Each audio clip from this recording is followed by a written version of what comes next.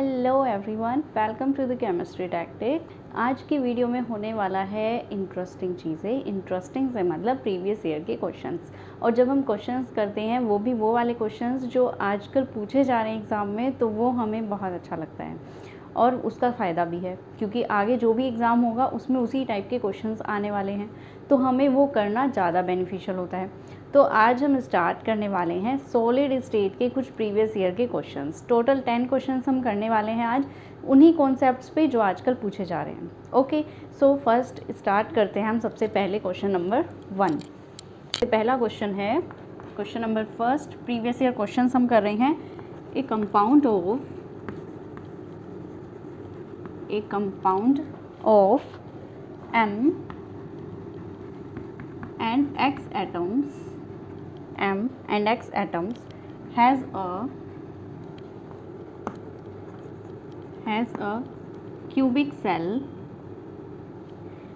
a cubic unit cell। Question साथ साथ समझते रहो। क्या कहा गया है कि एक कंपाउंड है जिसमें M और X दो एटम्स हैं, उसमें क्यूबिक यूनिट सेल बना रहे हैं वो दोनों मिलकर, ठीक है। उसके बाद लिखो M atoms are at corners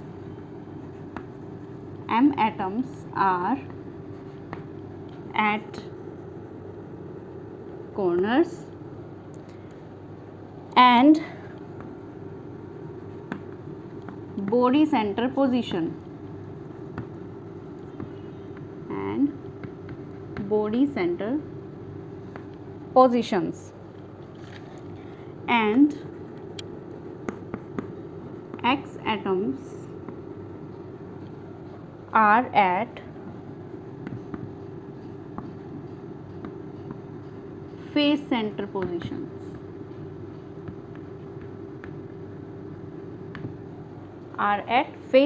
positions। The molecular formula of the compound is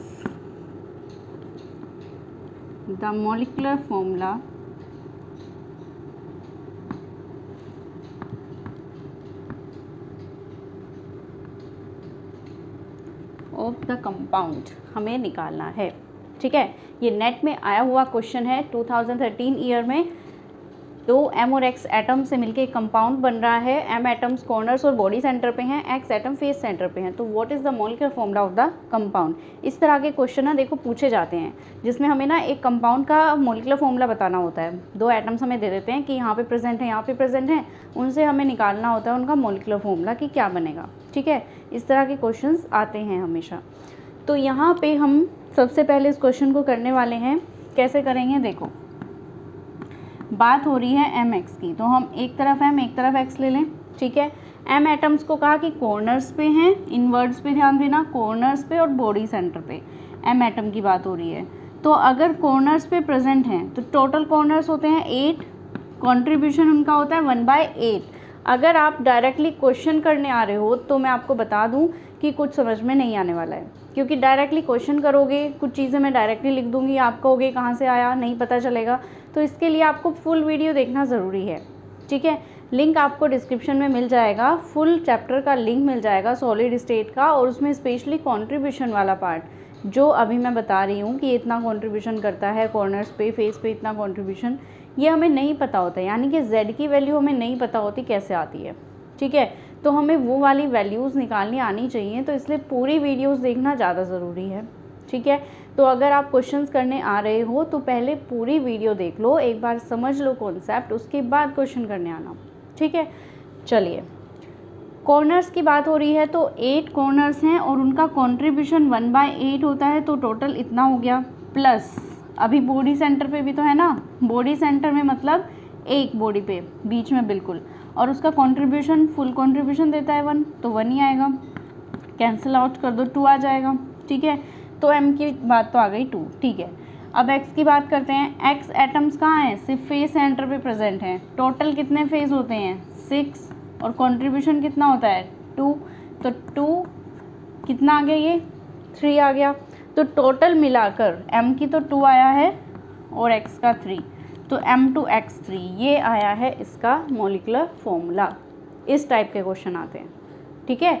तो ये मॉलिक्यूलर फॉर्मूला निकालने वाला क्वेश्चन था, इसमें आपको पता होना चाहिए कि कैसे आया है, ठीक है।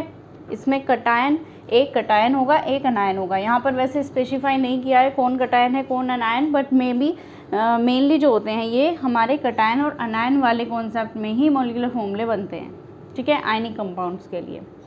तो इस तरीके से आएगा, ठीक है ना।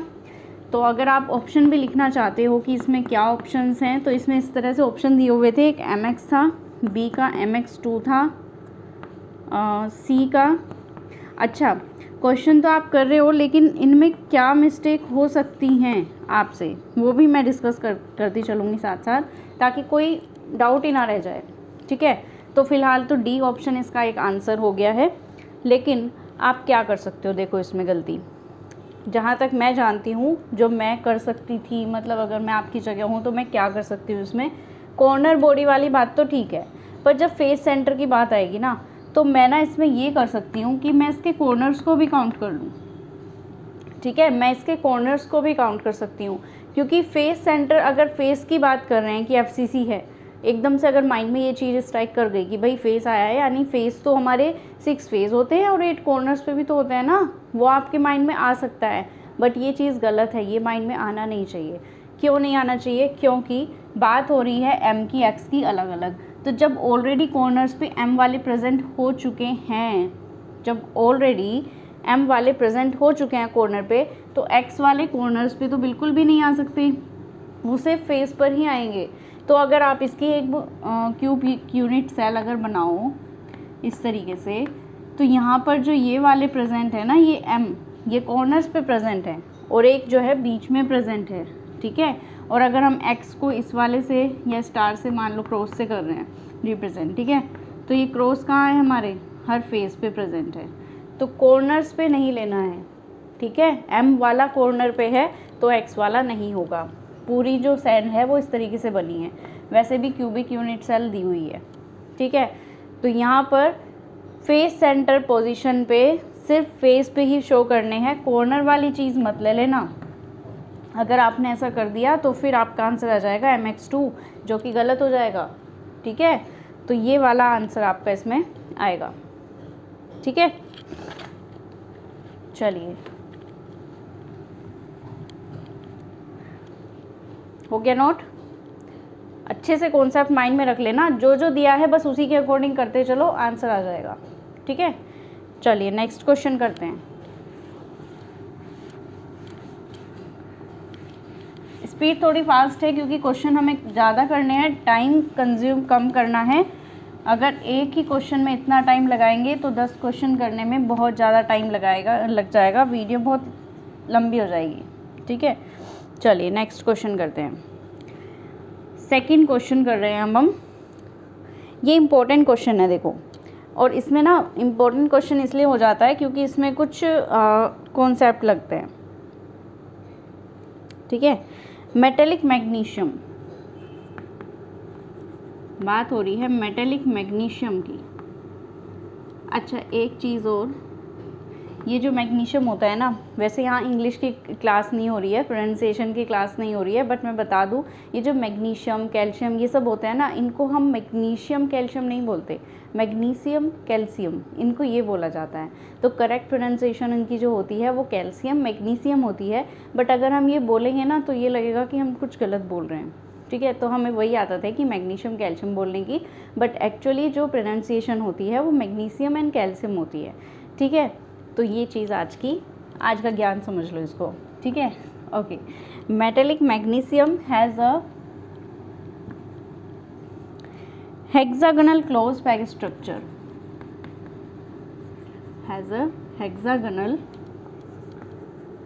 closed pack structure।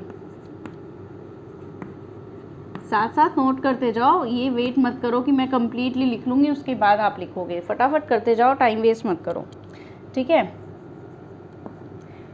Close packed structure, metallic magnesium has a hexagonal close pack structure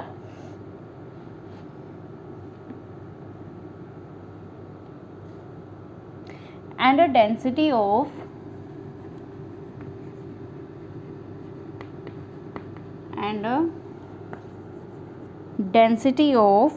1.74 ग्राम पर centimetre cube, assuming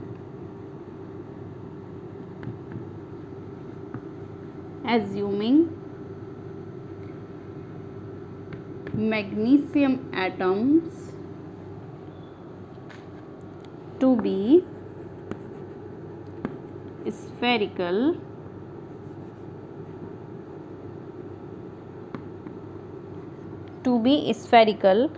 calculate the radius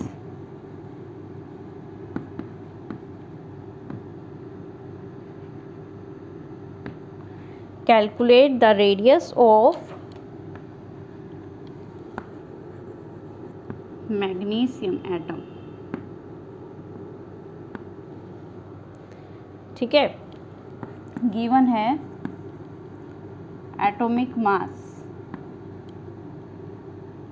atomic mass of magnesium given है हमें 24.3। ठीक है, ओके। ऑप्शन भी लिख लो इसके, A B C D क्या दिया हुआ है हमें, 4.6, 3.6, 2.6 एंड 1.6 आर्मस्ट्रॉन्ग। ठीक है, ये 4 ऑप्शंस दिए हैं। क्वेश्चन समझो सबसे पहले क्या है, देखो हेक्सागोनल क्लोज पैक मतलब HCP, और जब HCP की बात आती है तो FCC चाहे CCP ये एक ही बात होती है। HCP, FCC, CCP इन सब के लिए जो Z की वैल्यू होती है ना वो 4 होती है। तो यहाँ पर Z की वैल्यू तो 4 हो गई। ठीक है, पहली लाइन से हमें इतना समझ आ गया। सबसे पहले क्वेश्चन करने का जो मेथड होता है ना स्टार्टिंग करने का, वो यही होता है, क्वेश्चन ध्यान से पढ़ो, जो भी आपको गिवन है क्वेश्चन में पहले उसको नोट कर लो। ठीक है, जितनी इन्फॉर्मेशन उससे कलेक्ट कर सकते हो पहले वो कलेक्ट कर लो, उसके बाद किस कॉन्सेप्ट से है वो, किस फॉर्मूले से बेस्ड है, फिर वो फॉर्मूला लिखो, फिर जो जो वैल्यूज़ दी हैं वो पुट करते जाओ, जो आपको निकालनी है वो आपकी आ जाएगी। यूनिट का ध्यान रखो, यूनिट कन्वर्जन ज़रूरी है। ठीक है, ओके। तो यहाँ पर हमें Z की वैल्यू गिवन है, हमें डेंसिटी गिवन है 1.74 ग्राम पर सेंटीमीटर क्यूब। ठीक है, हमें M की वैल्यू भी गिवन है 24.3 ग्राम पर मोल। ठीक है, क्या रह गया हमारे पास, A की वैल्यू हमें नहीं पता है, तो A की वैल्यू तो हमें फाइंड करनी है। यहाँ से हमें देखो रेडियस फाइंड करनी है, रेडियस का मतलब R की वैल्यू फाइंड करनी है, पर हमारे पास ना तो R है और ना ही A है, तो पहले हम A फाइंड कर लें फिर हम R निकालेंगे। देखो सबसे पहले आपको R निकालना है, तो FCC के लिए या HCP के लिए 4R इज इक्वल टू क्या होता है, फेस के दो फेस होते हैं कॉइन के, वो वाली टेक्टिक से हमने याद किया था ना इसको, कि हमारा √2 आता है यहाँ पर।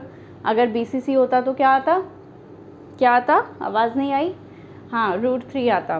ठीक है, 4R is equal to √3A हो जाता। तो हमें R फाइंड करना है यहाँ पर, तो √2A/4 ये हमें यहाँ पर लगाना है फॉर्मूला। ठीक है, तो हमारे पास इस फॉर्मूले से R की वैल्यू आनी है, लेकिन इसके लिए तो हमें A चाहिए, A हमारे पास है नहीं, तो ये सब वैल्यू जो दी हैं वो A निकालने के लिए तो दी है ना। तो हम यहाँ पर डेंसिटी का फॉर्मूला लगाने वाले हैं, ट्रैफिक जैम वाला बताया था ना, जैम ना हो, NA/A³। ठीक है, ये वाला फॉर्मूला लगाया था। यहाँ पर Z की वैल्यू को आप पुट कर सकते हो। अच्छा, Z की वैल्यू को क्या, पहले आप एक काम कर सकते हो, A को इधर ले जाओ, A³ is equal to Z/m/ρNA, ये बन जाएगा आपका A का फॉर्मूला। यहाँ से A³ की वैल्यू आप निकालोगे और फिर A निकाल दोगे। तो ये ऊपर का तो नोट हो गया होगा, ये मैं हटा देती हूँ यहाँ से।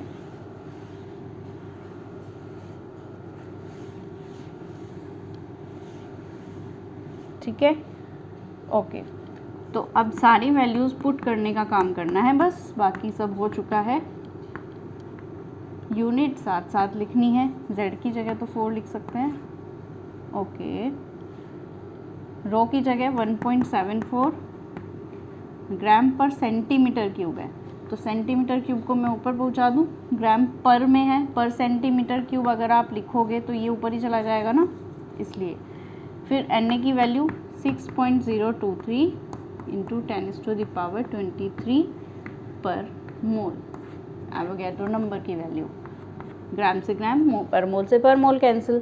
तो ये वाली जो वैल्यू आने वाली है आपकी A³ की वैल्यू, यहाँ से आप कैलकुलेटर से इसको सॉल्व कर सकते हो। A³ की वैल्यू जो आएगी आपके पूरे A की वैल्यू आप फाइंड कर दोगे 4 × 24.3 डिवाइड बाय 1.74 × 6.022 या 23 10⁻23 पर सेंटीमीटर क्यूब की पावर 1/3।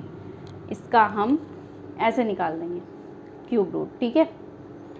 यहाँ से जो आपकी कंप्लीटली आएगी A की वैल्यू वो आएगी 4.52, ये आएगी, ठीक है। तो कौन सा ऑप्शन होगा? A option. जिसने ये लगा दिया ना, बस नैया डूब गई। अगर आपने ये सोच के कि भाई A की वैल्यू आ गई फटाफट, और ऐसा होता है एग्ज़ाम में, आप हमेशा ऐसा करोगे, फटाफट जैसे ही आप करोगे ना क्वेश्चन, आपको लगेगा कि तो वहाँ पे इतनी स्पीड होगी, इतना फास्टली काम करना होता है, आप भूल जाओगे कि आपको क्या निकालना था। आपको लगेगा मैं कैलकुलेशन इतनी बड़ी इसी के लिए कर रही हूँ, तो आंसर यही है मेरा। और सबसे ऊपर ऑप्शन में दिया भी यही है, 4.5 है, चलो मेरा 4.6 नहीं आया तो 5 तो आया है, तो आप ये सोच के इसको आंसर लगा दोगे और ये हो जाएगा आपका गलत, क्योंकि आपको A तो पूछा ही नहीं है, आपको तो R पूछा था, तो ये तो फॉर्मूला अभी रह गया है ना।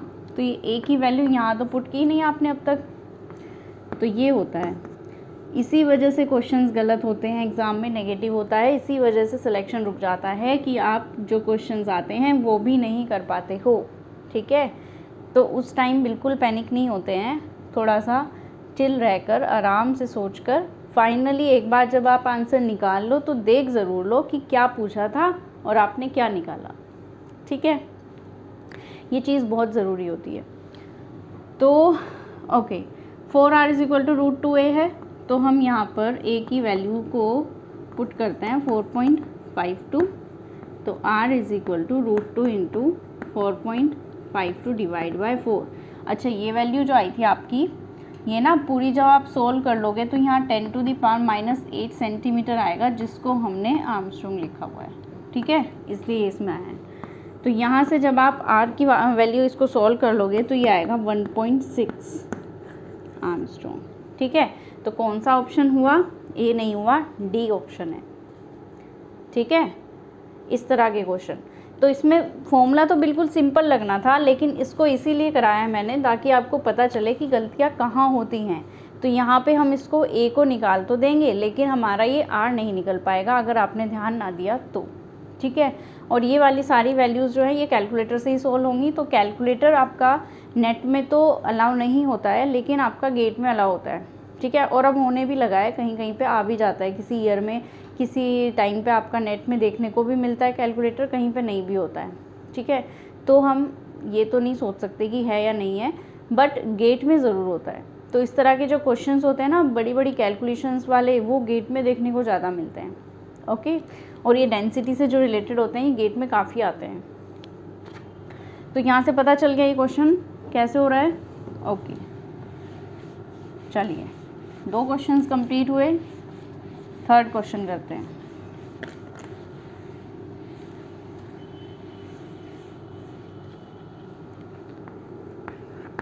Third question, MnO। इसको आप अभी तो ऐसे ही लिख दो, बाद में करेंगे इसको। MnO हैज़ अ NaCl कह लो या रॉक सॉल्ट स्ट्रक्चर कह लो। रॉक सॉल्ट NaCl नमक जो होता है हमारा नॉर्मली, उसी को तो बोल रहे हैं, नॉर्मल जो सॉल्ट होता है। MnO हैज़ अ NaCl और rock salt structure with the unit cell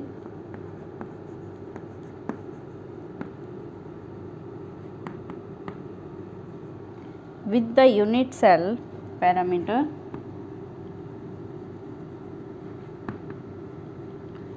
A is equal to 4.43 Armstrong. The MnO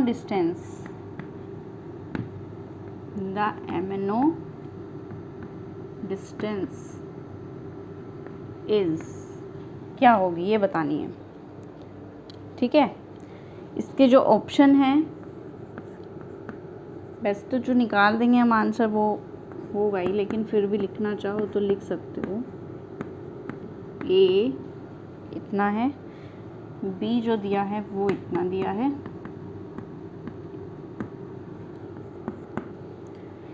सी है 4.43 डिवाइड बाय √2 और डी है 4.43 डिवाइड बाय √3। ठीक है, तो ये है हमारा question. MnO has NaCl structure. तो यहाँ पर MnO की जो है NaCl वाली स्ट्रक्चर है जैसे NaCl की होती है। अब आप जल्दी से मुझे बता दो कि NaCl की स्ट्रक्चर क्या होती है। जल्दी से बताओ, टाइम मत लगाओ, पीछे पेज तो बिल्कुल मत पलटो, ये तो पलटने की बात ही नहीं थी, क्योंकि ये तो बिल्कुल आपको टेक्टिक के अकॉर्डिंग याद होना चाहिए था जो आपको बताई गई थी। तो उसके अकॉर्डिंग यहाँ पर FCC स्ट्रक्चर होनी चाहिए थी। ठीक है, NaCl की स्ट्रक्चर FCC होती है, बताया था ना। यहाँ पर Na ऑक्टाहेड्रल वॉइड्स में होता है, Cl हमारा FCC में होता है, तो इसकी FCC वाली स्ट्रक्चर होती है, ये बताया था ना। कैसे याद हुआ था, वो कह लो या ओ कह लो, ओ नकली सामान भेज रहा था इसलिए फंस गया। NaCl से नकली याद करना था, बस इतना करना था, एक लाइन याद करनी थी और ये टैक्टिक से हमेशा आपका याद हो रहा था इजीली। ठीक है, चलो नहीं पता है तो रिवाइज़ कर लो, रिवाइज़ करके रखो अच्छे से, भूलो मत इसको। ठीक है, तो सबसे पहले ना आपको यहाँ पर क्या याद रखना है कि FCC स्ट्रक्चर है, तो 4R = √2a।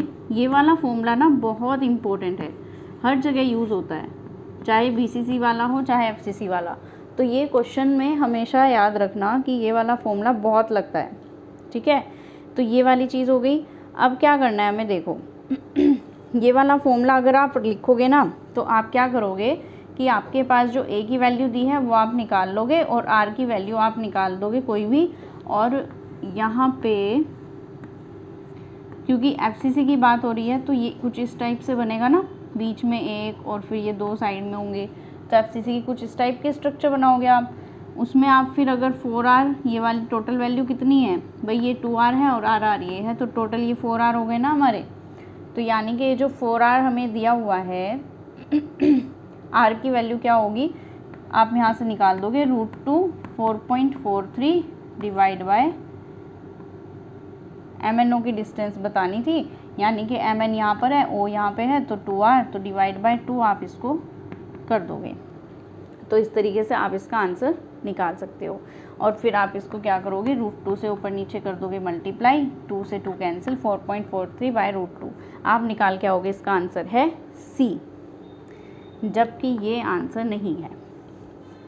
देखो, अब आपको अगर ये लग रहा है कि पहले तो मैं करा रही हूँ कुछ और वो गलत हो रहा है, और हमारी कॉपी में गलत करवा रहे हो आप बार बार, जो भी हम नोट कर रहे हैं उसको हमें गलत करना पड़ रहा है, हमारे सारे नोट्स आपने ख़राब करा दिए, सारी राइटिंग हमारी ख़राब हो गई, वहाँ पर सारे में क्रॉस दिखाई देगा।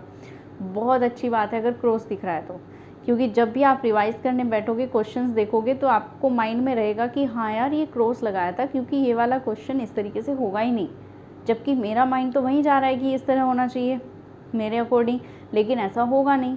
ठीक है, तो मैं इसीलिए आपको ज़्यादा कोशिश यही कर रही हूँ कि मैं आपको पहले गलत बताऊँ, जिससे आपको लगे कि हाँ ये वाला कॉन्सेप्ट नहीं लगने वाला, कुछ अलग लगेगा, वो आपका क्रॉस हो चुका है, यानी ये वाला तो नहीं लगेगा, कुछ और है इसमें, टैक्टिक कुछ और लगने वाली है, तो वो आपको माइंड में रहेगा फिर।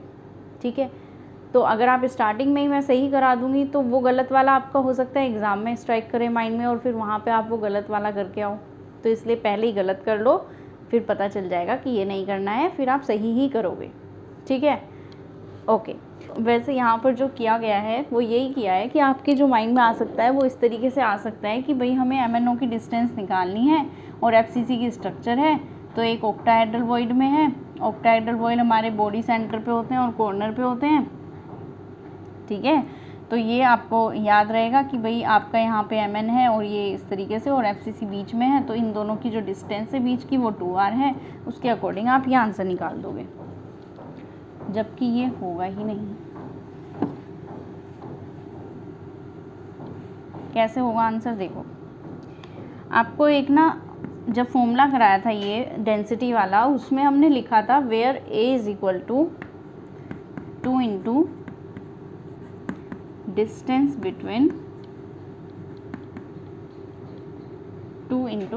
Between cation and anion. तो जब भी आयनिक सॉलिड्स की बात हो रही होती है ना, तो वहाँ पर आपके पास इस तरह का एक फॉर्मूला बनता है कि जो ए की वैल्यू होती है ना, वो 2 टाइम्स होती है कटायन और अनायन की डिस्टेंस की। यानी जो आपका यहाँ पर ये वाली चीज़ है ना, तो ये जो पार्ट है आपका, ये आधी यहाँ पर कोई पॉजिटिव है, यहाँ पर कोई नेगेटिव और यहाँ पर कोई पॉजिटिव, ये कटायन है दोनों कॉर्नर्स पे और बीच में अनायन है। तो जो पूरी ये ए वाली वैल्यू है ना, ये इन कटायन और अनायन के बीच जो डिस्टेंस है उसकी 2 टाइम्स है। तो बिल्कुल सही तो कहा है। तो यही फॉर्मूला यहाँ पर लगना है। आपको ए की वैल्यू तो दी है, डिस्टेंस बतानी है कटायन अनायन के बीच की, और यही तो है कटायन अनायन Mn+2 और O2-, यही तो दिया हुआ है आपको कटायन अनायन। तो यानी ये वाला जो पार्ट है ये MnO डिस्टेंस ही तो है, राइट। तो MnO डिस्टेंस क्या आ गई, a/2, ए की वैल्यू है 4.43 डिवाइड बाई 2। तो ये आंसर आपको निकालना था बस। कहाँ पर है ये वाला आंसर, ए वाला आंसर है, आ गया, ठीक है। तो ये क्वेश्चन इतना सा था एक लाइन का, पर इसमें हम कुछ और गलतियाँ कर सकते हैं, तो इसलिए ध्यान रखना कि यहाँ पर जहाँ भी आपको ये आयनिक सॉलिड वाली बात दे दें, कटायन अनायन वाली डिस्टेंस, तो आपको ये फॉर्मूला याद रखना है, ठीक है। इस फॉर्मूले को याद रख लेना, ऑलराइट। चलिए अब बात करते हैं एक और क्वेश्चन की।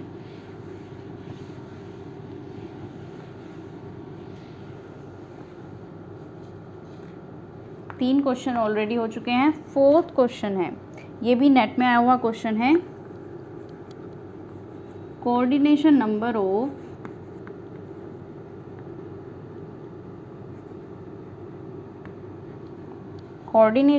Of carbon in Be2C3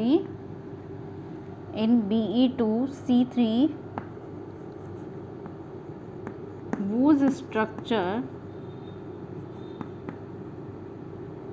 structure is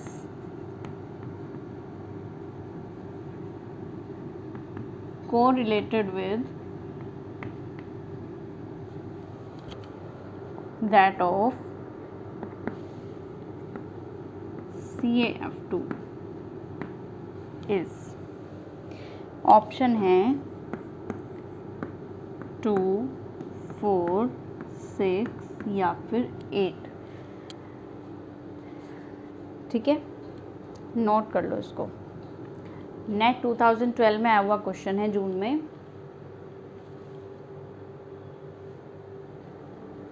coordination number of carbon, जो ये वाला कार्बन है, इसका कोऑर्डिनेशन नंबर बताना है। इसकी स्ट्रक्चर ना CF2 के जैसी है, इन्होंने ये कह दिया कोरिलेटेड। देखो कोरिलेटेड वर्ड कह दिया, मतलब इसकी स्ट्रक्चर ना CF2 की जैसी है। तो सबसे पहले तो हम CF2 को ही देख लेते हैं। CF2 कैसा है, फ्लोराइड स्ट्रक्चर है। फ्लोराइड के लिए क्या बताया था आपको, फ्लोराइड, पहले F आ रहा है फिर T आ रहा है, तो ये तो हमारे टेट्राहेड्रल वॉइड में होते हैं और ये हमारे FCC में होते हैं। तो जो कटायन है कैल्शियम वो तो FCC में है, और जो अनायन है वो टेट्राहेड्रल वॉइड्स में होता है, ठीक है। तो क्या यहाँ पर कोरिलेटेड है, तो मतलब इसके जैसी है, तो क्या फिर हम इसको भी यही कह दें कि भाई जो Be है वो हमारा FCC में होगा और जो कार्बन है वो हमारा टेट्राहेड्रल में होगा, ठीक है। तो अगर ये कह रहे हैं कि इसके जैसी स्ट्रक्चर है, फिर तो ये ऐसे होना चाहिए, ठीक है। और इसमें क्या होता है, हमारा कोऑर्डिनेशन नंबर की अगर हम बात करते हैं इसकी, तो इसका कोऑर्डिनेशन नंबर तो 8 हो जाता है कैल्शियम का, इसका फ्लोराइड का हो जाता है 4, ठीक है। तो फिर तो यहाँ पर भी सेम यही होना चाहिए कॉन्सेप्ट, ठीक है। लेकिन ऐसा होता नहीं है, ठीक है, ऐसा होता नहीं है। क्यों नहीं होता है, क्योंकि यहाँ पर बात हो रही है कि ना, ऐसा तो हो सकता है कि भाई इसके अकॉर्डिंग तो हम ये कर सकते हैं कि ये FCC में है तो इसको भी हम ऐसा ही दे दें, लेकिन हम यहाँ पर ऐसा करेंगे नहीं, क्योंकि कोरिलेटेड तो है बट सेम नहीं है, सेम और कोरिलेटेड वर्ड में थोड़ा सा डिफरेंस है कि ये उससे रिलेटेड है, उससे रिलेटेड तो है लेकिन सेम नहीं है। रिलेटेड का मतलब ये हो सकता है कि भाई एफसीसी और टेट्राहेड्रल तो हैं, बट कौन सा एफसीसी है कौन सा टेट्राहेड्रल ये वाला डिसाइड नहीं है, ठीक है। तो इसलिए इसको हम सेम नहीं मान सकते हैं। तो इसलिए हमें यहाँ पर ना डिसाइड करना पड़ेगा कि किसको हमें एफसीसी में रखना है, किसको हमें टेट्राहेड्रल वॉइड में रखना है। तो यहाँ पर हमारा ना ये होता है कि जो वॉइड्स होते हैं ना हमारे, वो कहाँ आते हैं, वॉइड्स जो होते हैं ना वो स्मॉलर साइज़, जो हमारा कटायन अनायन कोई भी हो जिसका साइज़ स्मॉलर साइज़ होगा उसमें तो वॉइड्स आएंगे। और लैटिस पॉइंट्स किसको मिलेंगे, लैटिस जो हमारे बिग होंगे साइज़ में। तो ये होता है हमारा कॉन्सेप्ट। यहाँ पर जो हमारा छोटा साइज़ है वो किसका साइज़ छोटा है, बेरिलियम का। तो इसलिए हम यहाँ पर ना बेरिलियम को जो है देते हैं वॉइड्स और कार्बन को देते हैं लैटिस एफसीसी, ठीक है। ये करते हैं हम। अब अगर ये आपने कर दिया तो अब कोऑर्डिनेशन नंबर क्या होगा, देखो एफसीसी में टोटल लैटिस पॉइंट 4 होते हैं, टेट्राहेड्रल में 8 होते हैं, तो कोऑर्डिनेशन नंबर क्या हुआ इनका, इसके जस्ट अपोजिट हो जाता है। और यहाँ पर कार्बन का पूछा गया है, तो कार्बन का क्या कोऑर्डिनेशन नंबर है, कार्बन वाले का 8 है। तो आंसर क्या हुआ, option number 8, option number D 8, ठीक है। ये होता है। अगर आपको ये भी समझ नहीं आ रहा है कि ये कैसे हो रहा है, डायरेक्टली समझ नहीं आएगा, तो जाके वीडियो देखो जिसमें हमारा structure of ionic solids, fluoride structure, anti fluoride structures दी गई हैं। उन स्ट्रक्चर्स को जाकर एक बार पढ़ो, उसमें बताया गया है कोऑर्डिनेशन नंबर कैसे कैसे होता है, ठीक है। तो वहाँ से जाकर आप वीडियो को पूरा देखो, तब जाके क्वेश्चन समझ आएगा। पर इस तरह का ये क्वेश्चन ना इम्पोर्टेंट होता है, तो इस क्वेश्चन को ना बहुत इम्पोर्टेंट मान लो, क्योंकि इसमें हमारा कोरिलेटेड वर्ड आ गया ना। तो रिलेटेड तो है कि भाई एक एफसीसी एक टेट्राहेड्रल तो है, लेकिन इसको हम देते कैसे हैं, वो इस तरीके से देते हैं, ठीक है, इस कॉन्सेप्ट के अकॉर्डिंग। तो इसके अकॉर्डिंग हमें इसको ये देना है और इस पर कोऑर्डिनेशन नंबर आ जाएगा फिर 8, ओके। चलिए, तो ये हो गए हैं हमारे 4 क्वेश्चंस, 4 क्वेश्चन हो चुके हैं। नेक्स्ट क्वेश्चन करते हैं 5th question.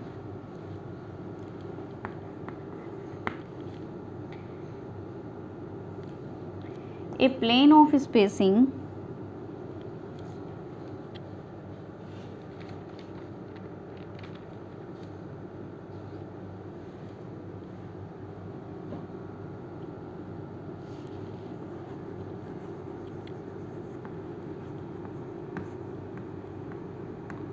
plane of spacing D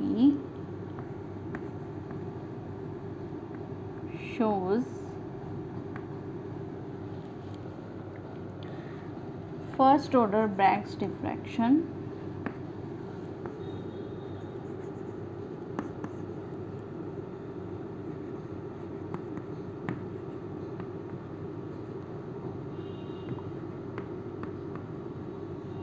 first order Bragg's diffraction at angle theta, at angle theta. A plane of spacing 2D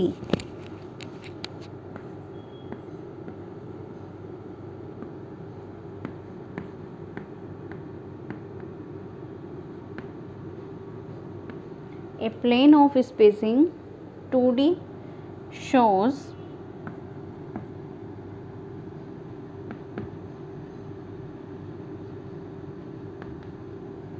Bragg's diffraction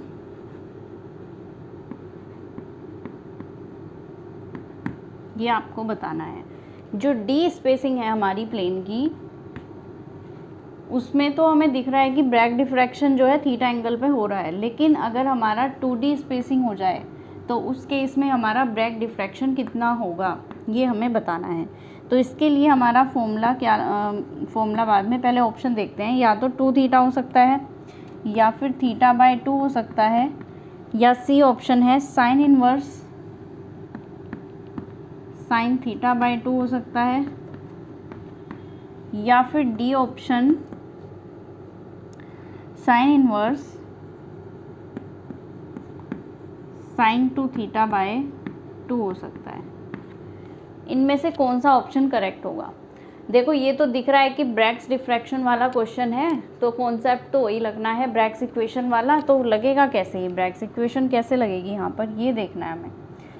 तो ब्रैग्स इक्वेशन सबसे पहले लिख लेते हैं, क्या होती है 2d sin theta is equal to n lambda, ये होती है। और हमें ये पता है कि जो साइन थीटा की वैल्यू है ये किसके लिए है, जब हमारा स्पेसिंग d है, ये d स्पेसिंग ली है हमने, तो साइन थीटा कितना आ गया एन लैम्डा बाय 2d। देखो n यहाँ पे ना, चलो बाद में देखते हैं n को, एन लैम्डा अपॉन 2d। अब अगर हम यहाँ पर d की जगह 2d ले लें, बाकी तो सेम रहेगा फॉर्मूला, लेकिन ये आ जाए अगर हमारा, ये तो इक्वेशन नंबर फर्स्ट हो गई। दूसरी इक्वेशन ये कहा कि जब स्पेसिंग 2d हो तो d की जगह अगर हम 2d रखें तो फॉर्मूला तो तब भी यही बनने वाला है, बस यहाँ d की जगह 2d तो है, सिर्फ इतना सा चेंज होने वाला है, बाकी तो सब सेम है ना, तो ये होना है। अब यहाँ पर क्या करने वाले हैं हम क्वेश्चन में,